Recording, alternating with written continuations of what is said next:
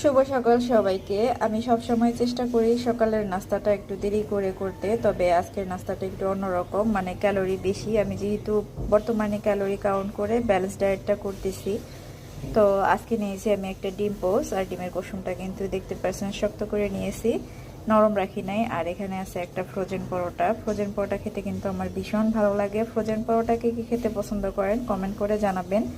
আমার ফ্রোজেন পরোটাটা স্পেশালি এরকম কুসুমটা শক্ত করে ডিম পোস্ট অথবা মাংসের ঝোল দিয়ে খেতে ভীষণ মজা লাগে। তবে যেহেতু একটু ভালো মতো ডায়েট করতেছি, এখন কিন্তু মাংসের ঝোলটা খাওয়া যাবে না, কারণ ঝোলে কিন্তু তেল মশলা থাকে, ক্যালোরি বেশি থাকে। তো যারা ব্যালেন্স ডায়েটটা করেন তারা এই জিনিসটা মাথায় রেখে খাবেন।